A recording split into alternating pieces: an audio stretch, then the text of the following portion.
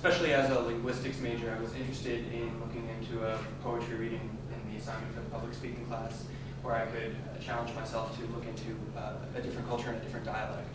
So the poem that I selected to analyze and read was called The Northern of Ireland. It's written by Padraig Ó Tuama, and it represents a very interesting perspective on dual identities. For those unfamiliar with the geographic area, a bit of context is necessary. Ireland is an island to the west of Great Britain, and while most of the island's land is considered the Republic of Ireland, there is a northern region, the northernmost region, called Northern Ireland. It's its own country. It's part of the United Kingdom. So geographically speaking, Northern Ireland is Irish, but politically speaking, it's British.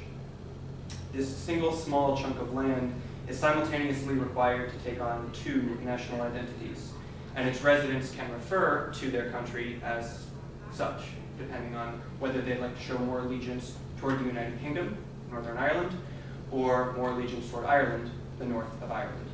So Ó Tuama's poem sums this up quite well, the Northern of Ireland. And at the suggestion of Steph, way back in September or October, I practiced and rehearsed and prepared the reading in the native Northern Irish dialect of the poet. Because there's no better way to say Ireland than Ireland.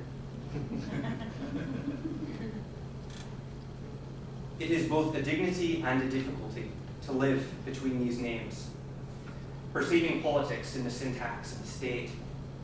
And at the end of the day, the reality is that whether we change or whether we stay the same, these questions will remain. Who are we to be with one another? And how are we to be with one another? And what to do with all those memories of all those funerals? And what about those present whose past was lasted far beyond their future?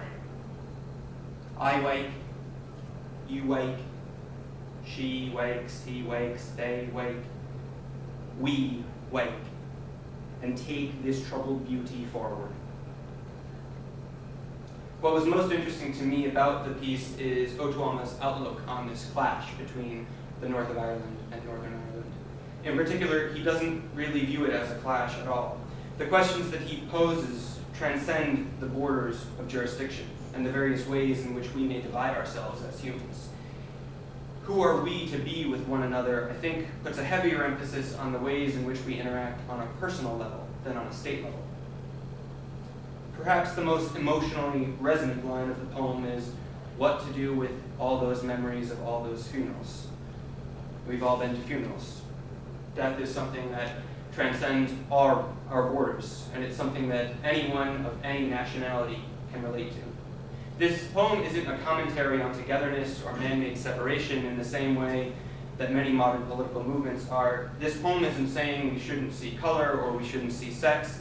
This poem makes those classifications and those questions irrelevant, dwarfing them with something far more meaningful. The final message of the poem sums this up quite well. Take this troubled beauty forward. A troubled beauty. I really like this oxymoron, because Ireland is a breathtakingly gorgeous island, but it's not without its problems. So whether it continues to be divided or resolves to become a single country, Ó Tuama is telling us that it remains the responsibility and indeed the privilege of all of those who live there to carry it forward, wherever it may go.